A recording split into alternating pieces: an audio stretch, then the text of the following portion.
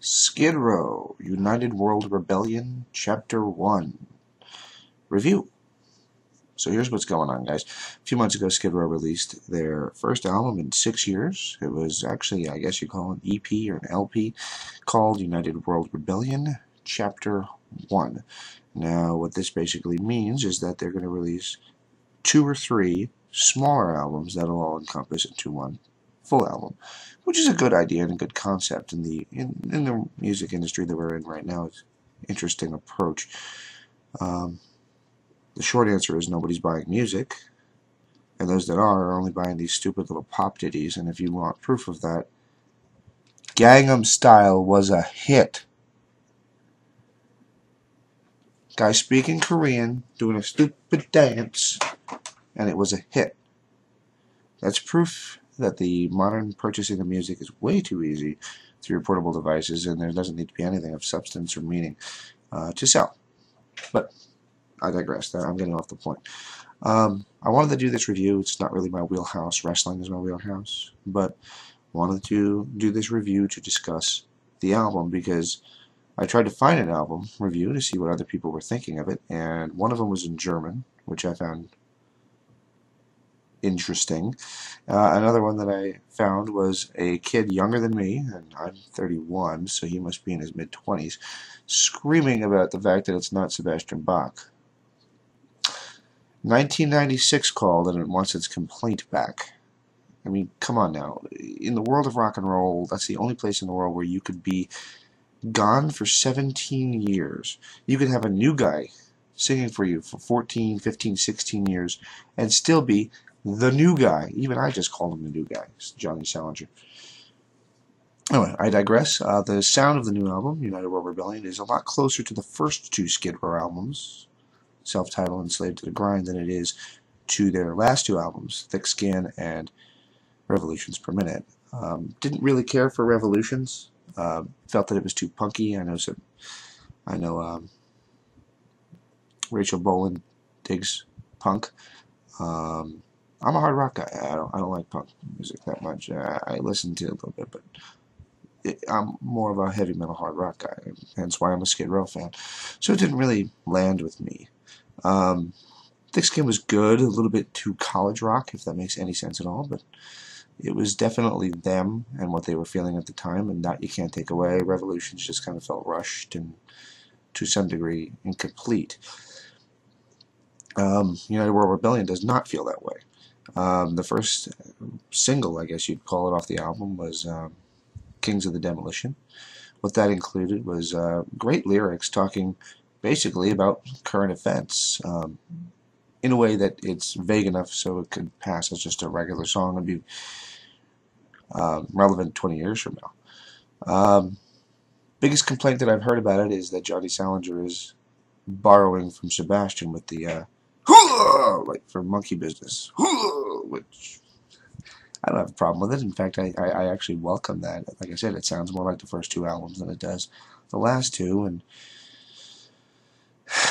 I'll say what nobody else will say. Okay, ready? Ready? Here it comes. If Sebastian Bach was so great, how come his last 2 albums sucked? So that one. Okay, the next song was Let's Go. It's kind of got a racing feel. I can see NASCAR maybe running with it, using it for something. Very cool. I liked it. Next one is This Is Killing Me. This is the ballad on the album. Yes, Skid Row did a ballad, which I think is a good thing. A lot of bands, when they release these albums now, are thinking, oh, well, we're known for doing the ballads, and that's why people don't like us, so we're not going to do a ballad. And the album just feels like a buffet, but the buffet only has fried chicken.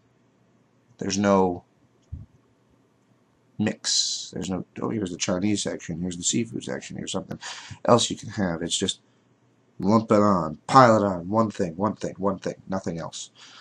So it was a good break.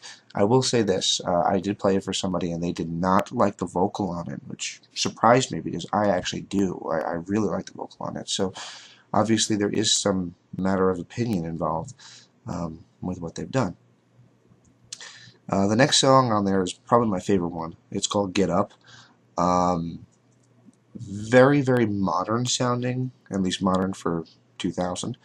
And by that I don't mean they're rapping, because they're not a rap band. I mean that it's just got that change of tempo to the verse to the chorus. Very cool. Very, very cool song. I like it. The lyrics are great. Very much dealing with modern current events, which normally I shy away from. U2 soured me on that. It's like, I want to hear music to escape reality, or at least to pump me up for reality, not hear every time I clap somebody dies in Africa. Stop fucking clapping. But anyway, I digress. Back to the point. Great song, great lyrics. Whoever wrote it really did a great job with the lyrics. I mean, they are just pungent, right to the point.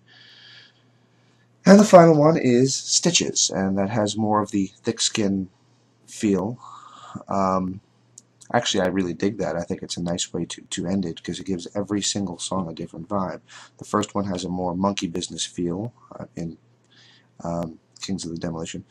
Let's Go is more of a car racing feel. The ballad obviously has more of the first album feel. Get Up is maybe a little bit more somewhere between Slave to the Grind and Subhuman Race. Probably a little bit more of the first album too, though, because it's not quite as heavy as Subhuman Race got. And the last song is very much a thick-skinned style song, so you get a real mix of Skid Row's music through the years. I'm looking forward to Chapter 2. Whether there will be one or not, I couldn't tell you. I'm not saying that to insult this one. It's just a matter of, you know how things go up in smoke in the music industry in this time and day and age. But yeah, that's my review of United World Rebellion Chapter 1. And I look forward to Chapter 2, and as soon as it is out, I will be picking it up. And if you guys want me to, I can sit in the dark at 4 in the morning and do a review of that one too. Thanks, guys.